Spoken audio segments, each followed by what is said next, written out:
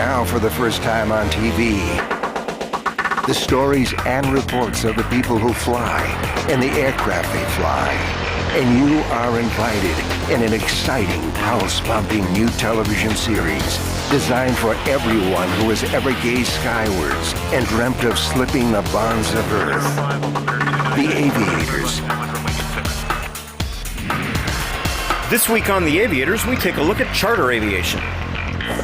We check out some of the newest and coolest in affordable helicopters. We get an inside look at the 2009 Cross Canada Century flight. So everyone is so terrifically excited about this. And we get to meet legendary airshow pilot Julie Clark. I'm going to show you an engine that you'll probably never see again. From the Boundary Bay Airport, this is The Aviators. Corporate and charter aviation are among the fastest growing segments of the aviation industry and will be drawing heavily from the pilot pool over the next decade. Chartrite Air Group is one company that's on the leading edge of this growing market.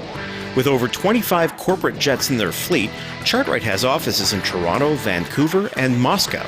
Chartrite CEO Adam Keller spoke to us at Chartrite's Toronto headquarters. Chartrite was started in 1987. Originally, it was a management company for a single private aircraft. But as the fleet grew and more people started to fly the charter machines, Chartrite became a commercial operation.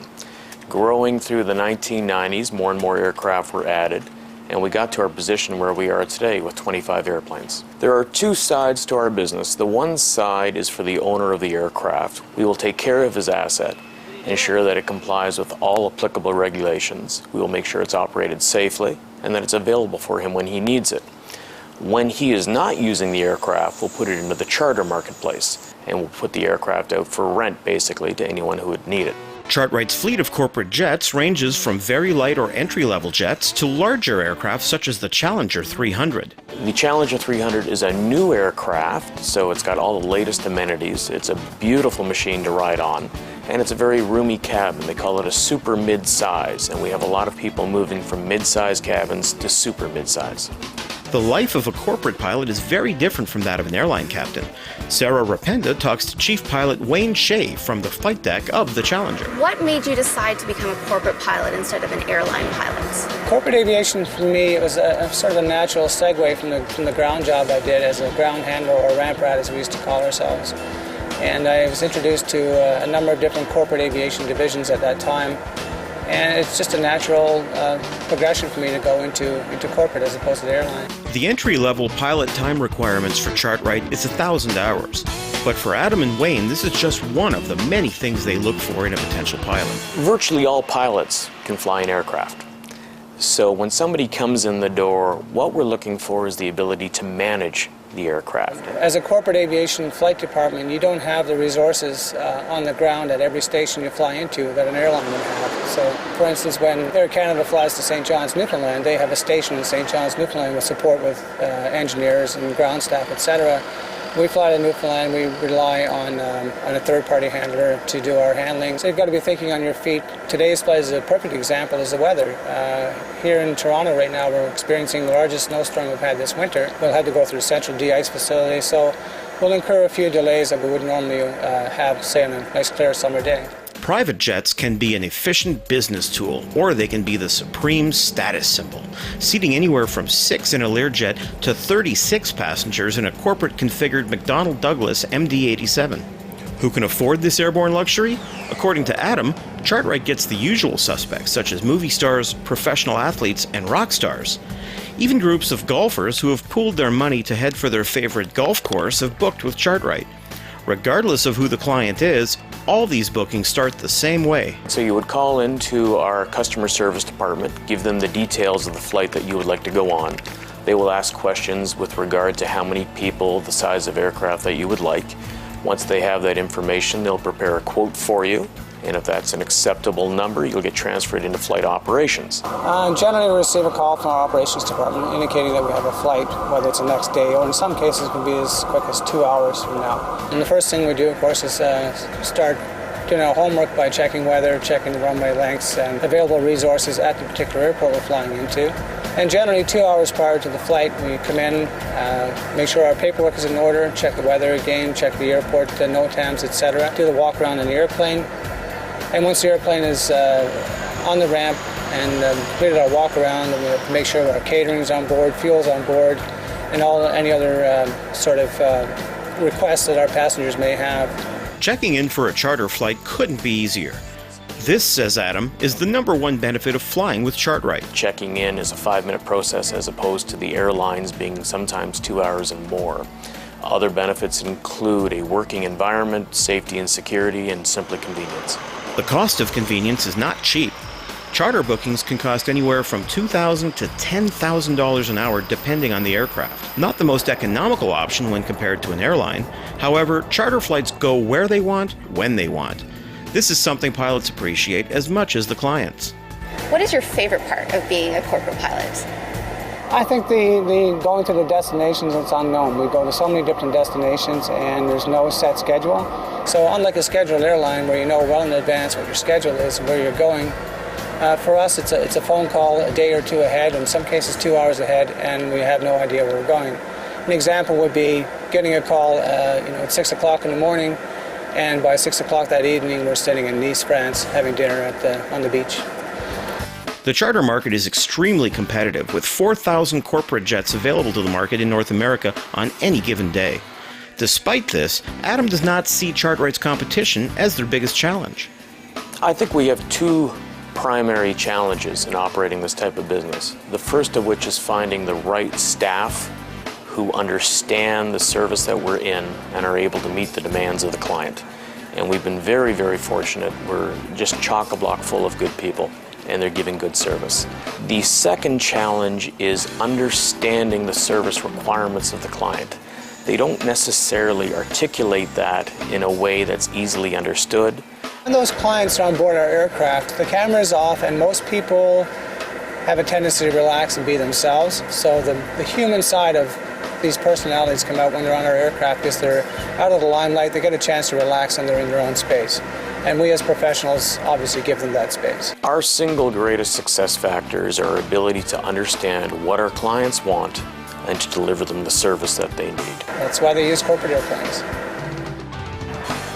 One of the fastest growing segments of the amateur-built aircraft movement is the home-built helicopter segment.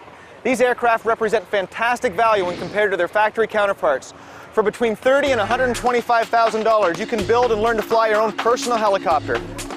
Helicopters can be an affordable way to get in the air. With their ability to hover and dart, they're far more maneuverable than their fixed-wing counterparts, and rotor-wing aircraft allow the pilot to see and go places few can imagine. While the range may be limited compared to a fixed-wing aircraft, vertical takeoff and landing allow these little flying machines to squeeze in and out of some tight quarters. You can buy these small helicopters either fully assembled or in kits that you assemble yourself. Either way, this segment of private aviation has one outstanding characteristic. They are very inexpensive to buy. This model is a Mosquito. It was built by its owner in about 6 months at a cost of $31,000. This aircraft fits within the ultralight category, which means you don't need either a license or registration to fly it. Its 65 horsepower engine will keep it in the air for about 1 hour on 5 gallons worth of gas. Being an ultralight, the Mosquito's speed and range are limited at only 80 miles per hour for the speed and 60 miles for the range. The idea with an ultralight helicopter like this is not to go far, but to enjoy the thrill of the flight. Going low and slow, the Mosquito allows you to buzz around an airfield while feeling the elements whip through the open cockpit. The Mosquito's modest windshield does provide some protection and could be considered luxurious when compared to other ultralights such as home-built gyroplanes. Home-built gyroplanes are popular experimental craft. On a gyroplane, the top rotor is unpowered. A rear-facing propeller provides thrust, resulting in lift and causing the top rotor to auto-rotate. This unique way of flying allows gyroplanes to do some dramatic touch-and-goes. Unfortunately, with both the Mosquito and most home-built gyros, there's no space for passengers. So while you may get to enjoy the Earth in a unique way, you do so alone. For those looking to enjoy helicopters outside the ultralight market, there are other home-builts that also accommodate passengers. B.J. Schramm founded the home-built helicopter movement when he started Rotorway International in 1967. The company's latest offering, this slick E600 Talon, is sold in kit form and includes everything you need to get in the air, including the engine and the engine instruments. This particular helicopter will carry 2 people at 100 miles an hour while burning 8 gallons of fuel per hour. One of the things unique to Rotorway is not only do they sell aircraft kits, they'll also teach you how to fly your helicopter and how to maintain an E600 Talon. While Rotorway is the oldest of the home-built helicopter kit companies, there is no shortage of up-and-coming kit builders. Canadian Home Rotors offers this helicopter kit called a Safari. Al Rolton won Grand Champion Rotorcraft at AirVenture in 2008 with his machine. Al, tell us about some of the features that come from certified helicopters that are used in this home-built machine. Well, certainly the most important thing would be the engine. It's a certified engine, whether it's a Lycoming or a Superior engine. This is also the 360, so 180 horsepower, so there's lots of extra power in there. It's shaft-driven. There's no belts to slippage, anything like that. It's very reliable, very safe, very easy to maintain and inspect, which is hugely important. Quick walk around, and you can see everything. There's nothing hidden, nothing to be removed. We're all very happy with it so far. Excellent. So let's take a tour of what we're looking at here. We've got the engine. Yes, correct. And then up above that? Well, this is the clutch. Basically, as you spool up the engine, the blades will slowly engage. It's got a fan system that blows down all the air down through and cools off the engine. That's obviously the transmission sitting up top to everything solid. It's a very well-built rotor head system, very strong. It's handling anything we need it to do very, very nicely. Very nice. The beauty of a home-built aircraft is that you can customize it in ways not possible with a factory aircraft. From custom interiors to chromed fuel tanks, no 2 Safaris look alike. Building your own helicopter can be a significant investment in time, however. Now, you won an award because you did a great job putting this helicopter together. What's it like to build a helicopter, and how long does it take? It was, I was a little under 3 years when I built it the first time. Some guys are able to build them in under a year. If you've built one before, it's much quicker. But it's not that overwhelming. It's just one piece at a time.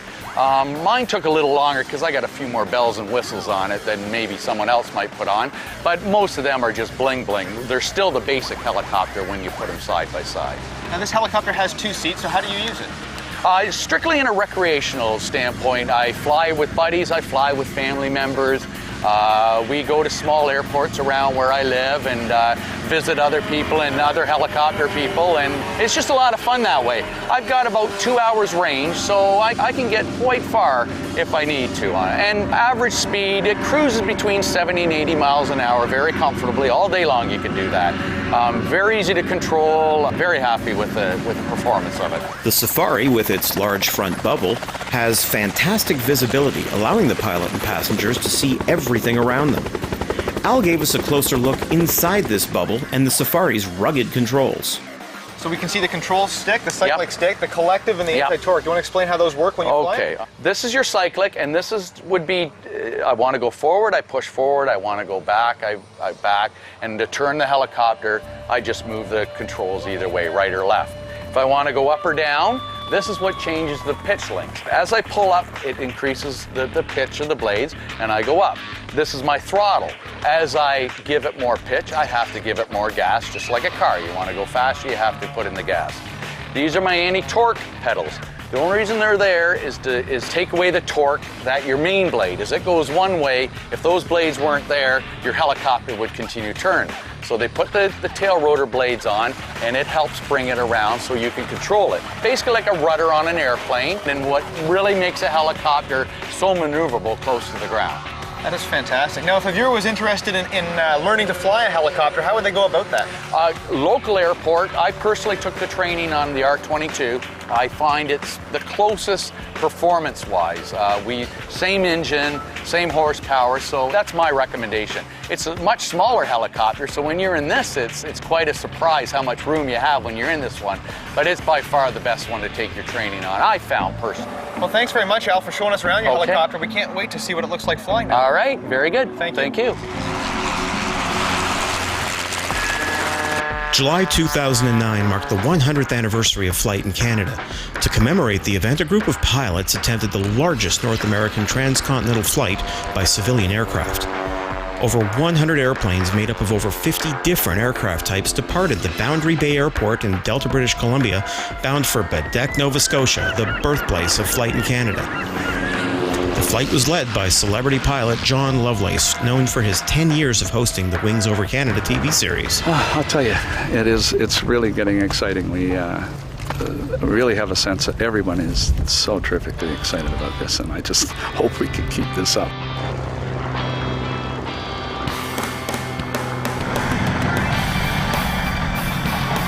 Well, I'm a bit of a new pilot, low time hours, and so there's a lot of unknowns and new experiences. Both my wife and I have worked real hard to be prepared from a knowledge standpoint as well as from the equipment on the aircraft. We just purchased this aircraft last fall, and so it's kind of an opportunity to really get to know it real well and share some exciting time with my new wife.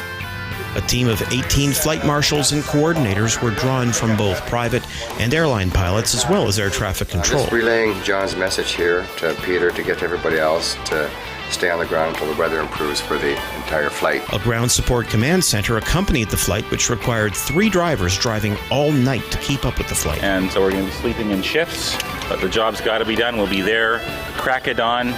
Consisting of 8 legs and covering 8 provinces, the flight crossed the Rocky Mountains, the prairies, and the wilderness forests of northern Ontario before flying through the congested air traffic areas in the Toronto-Montreal corridor.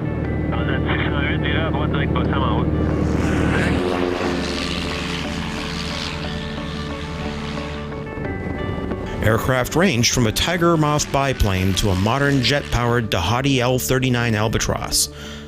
This aircraft was made in 1983 in Czechoslovakia, and it was delivered to the Romanian Air Force the same year. The Romanian Air Force flew this aircraft until 1989 when the Cold War ended. Following the Cold War, the airplane was basically parked for 12 years in some place in Romania. There's an organization in the US that made a business of finding these airplanes, overhauling them, repainting them, putting North American electronics into them, and selling them. A true Canadian classic made an appearance during the flight, the Nordian Norseman. I think the airplane first flew November 1935.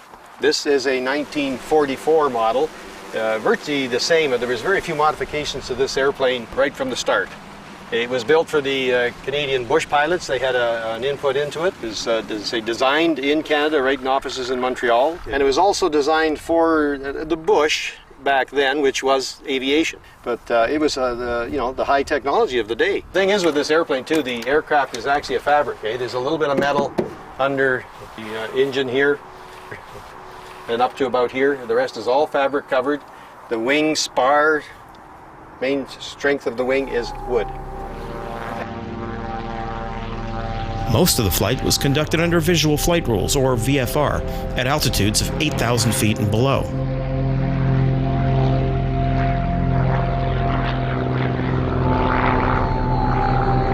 The trip was not always smooth flying. No, I don't. I'm not liking this at all. We'll go have a look, but I think we're going to have to go in there. Low visibility in Sault Ste. Marie and a massive weather front covering the entire eastern seaboard, coupled with risks of a fuel shortage, threatened to derail the flight halfway through. Yeah, how come? We ran out of fuel in the truck, so the only thing we had left was the pumps. You ran out of fuel in a truck? The pumps are the only thing that's available, so yeah, let's get a SMS message out to the pilots telling them to get over to the pumps. That's where we are being. Prior to this, the largest formation flight of civilian aircraft recorded was 35 at Oshkosh, Wisconsin.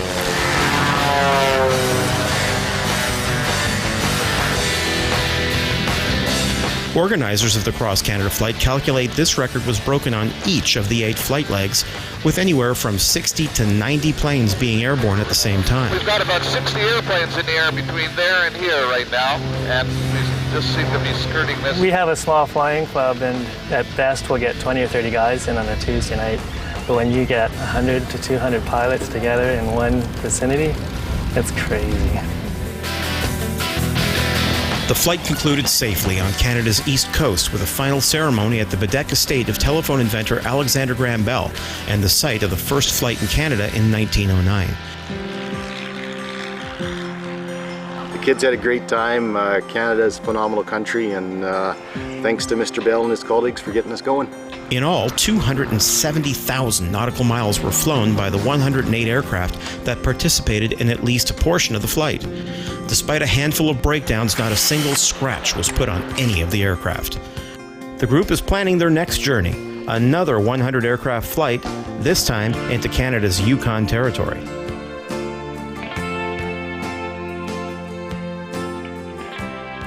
So as long as people have dreamed of flying, they've dreamed of doing aerobatics in the air just like the birds. And we're here with Julie Clark today, who's one of those people who've been lucky enough to make a name for herself doing aerobatics in North America. Hi, Julie. Before we talk about this beautiful T-34, I'd like to ask you, but you were one of the first people that was one of the ladies to operate in the cockpit of a commercial aircraft. Tell us a bit about how that happened. Back in the mid-70s, nobody really wanted to break that mold and hire their first woman. And even though I was very qualified, I'd been flying at that time more than 9 years, had over 3,000 hours, 2 jet type ratings.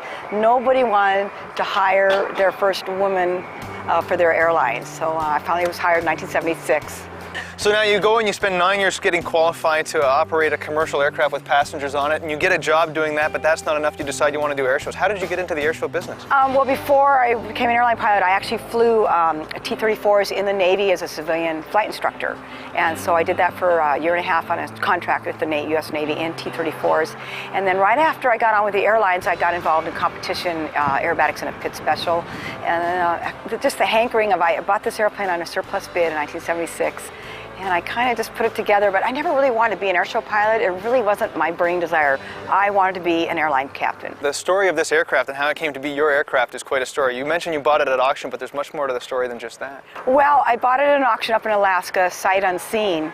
And just the whole story of bringing it home from Alaska, telling my husband I had done this, and then I ended up restoring the airplane, which almost became like an obsession, and it took me 4.5 years to restore the airplane. Did all my own work and caused a divorce, so I can't say that was a good thing, but that's been years ago. So I endorse 21 great aviation companies besides being sponsored by Chevron. And one of them is my engine, and the top of the line Eagle engines out of Redding, California is the Golden Eagle Series Turbo Stratus. So I'm going to show you an engine that you'll probably never see again. It's actually gold plated. I'm going to give these people that are watching TV a chance to see it right here. Look at that. Yeah. So how many horsepower is this engine? Well, it's rated for 285, but this is actually a polished, imported, blueprinted engine, which they don't usually do in airplanes, so it's rated for about 310. So it's still really kind of underpowered because I also have to carry 1 full tank of gas because the fuel is not baffled, and the minute you go vertical for a certain amount of time, the minute your hammerhead come back down, that's when the engine quits. To avoid that, you have to have full fuel in one tank. Full tank of gas keeps it pressurized to keep it running. So you're switching tanks during your flight as well? No, I just run it off left tank, but if I have to go up and they say, you're going to fly 20 miles to your air show site, well then I got a plan to fly it off the other tank and then fly on the full tank once I get to the air show site, like over water and things like that.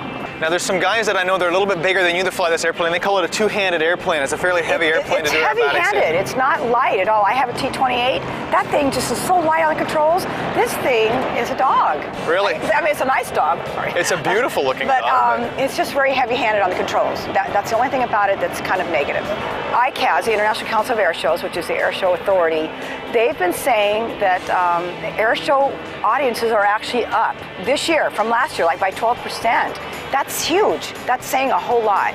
And it's still good family entertainment. It doesn't cost a real arm and a leg. And kids love airplanes. We need to keep the kids. They are, like Chevron says, we have to introduce them to fuel now because they're our drivers of tomorrow. These are our pilots of tomorrow. And if they come to an air show, it's because they love airplanes and they are our future. And we need to keep that going. If I can inspire any people, one child, one show every weekend, I feel like I've continued to help further our cause in keeping aviation alive and well.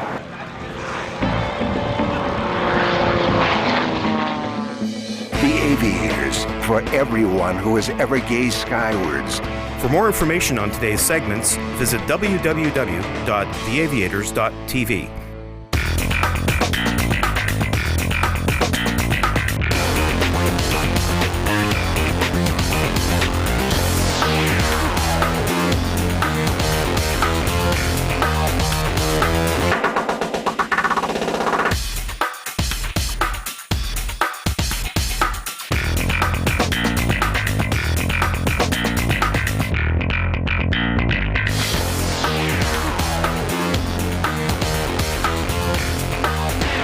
The Aviators was made possible by the Aircraft Owners and Pilots Association. America is even more beautiful from the air. Discover it yourself. Let's go flying. Join us at aopa.org. Xeon Flight Systems, makers of the PCAS MRX and XRX.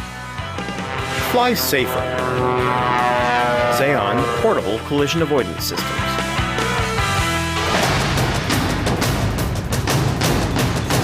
Be part of the most passionate community of aviation enthusiasts. Learn more at eaa.org/aviators or find us on Facebook at EAA-HQ. When the unexpected happens, the Lifesaver provides 1 hour of emergency attitude reference, giving you the time you need to land safely. In a mission's darkest moment, trust Mid-Continent Instruments.